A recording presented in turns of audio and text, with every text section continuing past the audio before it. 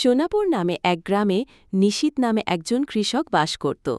সকাল হতেই রোদ কম থাকায় সে নিজের ক্ষেতের দিকে রওনা দিল। ক্ষেতের কাছে পৌঁছে সে অনেক হাঁপিয়ে গেছিল। তারপর খেতে নামল। নেমে দেখে তার ক্ষেতে শুকনো খটখটে মাটি ছাড়া কিচ্ছু নেই। তাই সে মন খারাপ করে বাড়ির দিকে রওনা দিল। বাড়ি ফিরে নিশীথ দেখে তার মা হঠাৎ অনেক অসুস্থ হয়ে পড়েছে।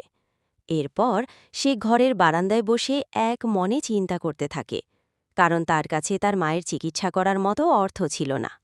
ঠিক তখনই তার বন্ধু পরেশ তার কাছে আসল। পরেশ তাকে বলে, "কি রে, কি হয়েছে তোর?" নিশীথ কাঁদতে কাঁদতে বলল, "মা অনেক অসুস্থ, আমার কাছে ডাক্তার দেখানোর মতো অর্থ নেই।" পরেশ বলল, "চিন্তা করিস না বন্ধু, তোর মায়ের চিকিৎসায় যত খরচ হবে সব আমি দেব। বন্ধু, হাজার হোক তোর মা তো আমারও মা, তাই না?" নিশীথ বলল, "ধন্যবাদ বন্ধু, আমি তোমার এই কথাটা শুনে অনেক খুশি হলাম। সত্যি এই যুগে তোমার মতো বন্ধু পাওয়া অনেক ভাগ্যের ব্যাপার।" ঠিক তার কিছুক্ষণ পর পরেশ নিশীতার মাকে নিয়ে বড় হাসপাতালে নিয়ে গেল। কিছুক্ষণ পর ডাক্তার এসে নিশীতের মায়ের চিকিৎসা শুরু করে। ঠিক তার পরেই নিশীথ দৌড়ে তার মায়ের কাছে আসে আর জিজ্ঞেস করে, "মা, তুমি এখন কেমন আছো?" নিশীতের মা বলে, "আমি এখন আগের থেকে ভালো আছি বাবা।"